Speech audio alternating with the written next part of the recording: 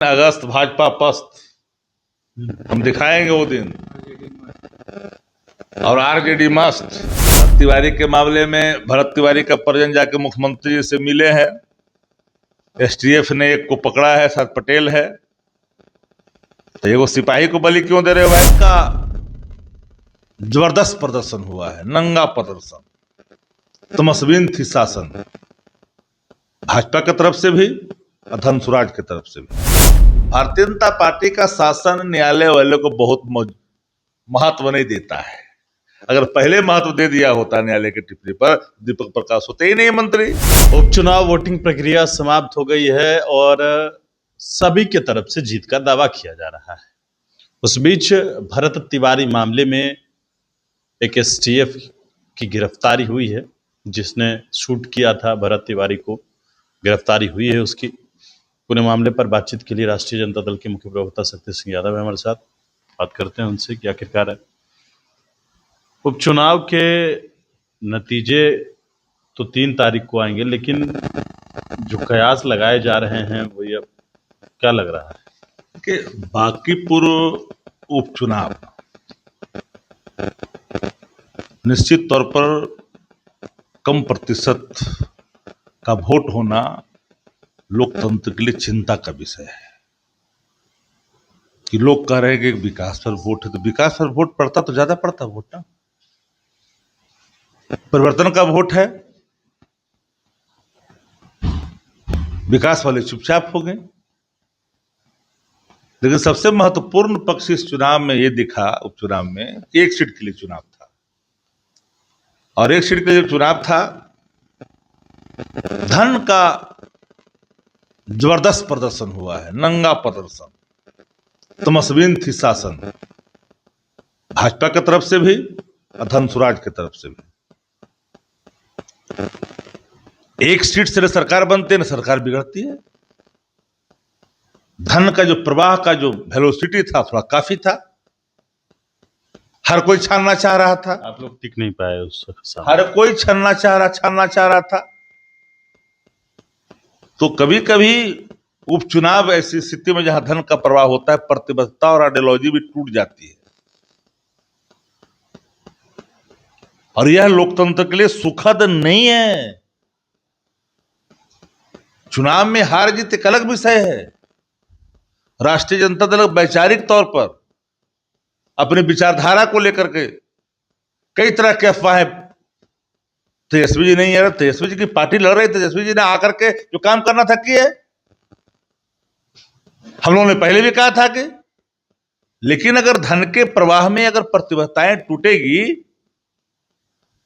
तो आने वाले कल के लिए लोकतंत्र में सभी पॉलिटिकल पार्टियों के लिए मैं कहता हूं ये शुभ संकेत नहीं है जो आप लोग चर्चा चला रहे हैं।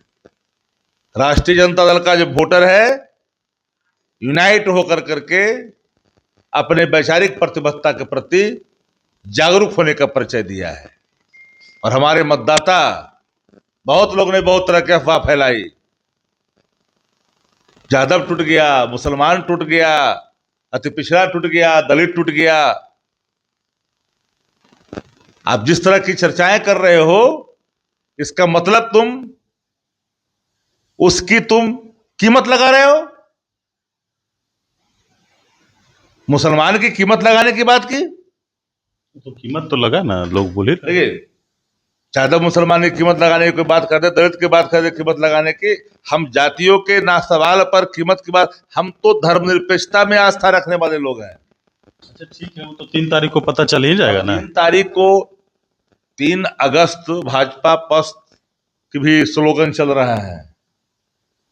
हमारे दल के ही प्रवक्ता ने यह स्लोगन दिया था, 3 अगस्त भाजपा पस्त हम दिखाएंगे वो दिन।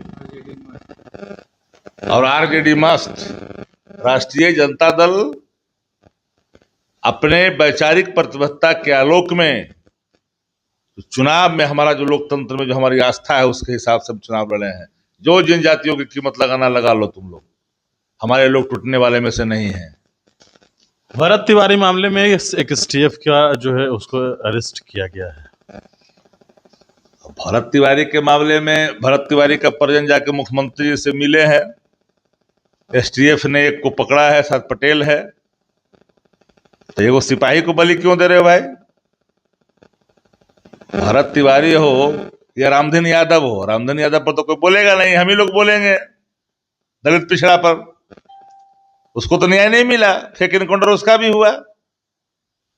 लेकिन सवाल ये उठता है कि भरत तिवारी की जो फेक एनकाउंटर हुए तो पीपुल डोमेन में ऑलरेडी वीडियो है, तो आदेश किसने दिया? 120B का मुजरिम कौन है? आप बंटी यादव पर क्यों नहीं बोल रहे? हम तो कर रहे हैं। बेचारा बंटी न्याय के लिए तरसता रहा, उनका परिजन। बंटी यादव न्याय के लिए उनके परिवार तरसते रहे, हर साक्ष्य देता रहा। सत्ता पक्ष की जो अधिकारी है चुपचाप बैठे रहे।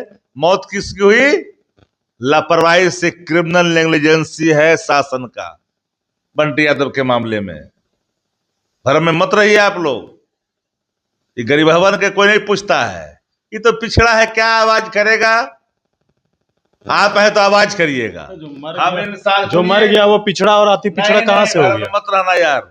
हम इंसानियत की बात करते हैं टू जेड, चाहे किसी जाति धर्म का व्यक्ति, किसी का फेक एनकाउंटर हो, उसके साथ खड़ा होना चाहिए। हर वर्गों को, हर संस्थानों को खड़ा होना चाहिए। आज उनके परिजन जाकर के मिल रहे हैं मुख्यमंत्री से भरत तिवारी के, तो पहली प्रतिक्रिया आती है कि एसटीएफ ने एक को पकड़ा और एसआईटी ने गठित था, एसटीएफ ने एक को पकड़ा, पुलिस को पकड़ा। तो पुलिस को आदेश कौन दिया? 120B का मुजरिम कब सामने आएगा? उसका फलाफल सामने कब आएगा? ये ना बड़ा सवाल है। सुप्रीम कोर्ट ने जो बातें कही है सरकार के ऊपर, जो टिप्पणी किया है, उच्चतम न्यायालय की जो टिप्पणी है दीपक प्रकाश के मामले में, पहले भी टिप्पणी आई, सत्ता पक्ष तो उस टिप्पणी को जरा सा तवज्जो देता ही नहीं है। भारतीय जनता पार्टी का शासन न्यायालय वाले को बहुत महत्व नहीं देता है। अगर पहले महत्व दे दिया होता न्यायालय की टिप्पणी पर, दीपक प्रकाश होते ही नहीं मंत्री।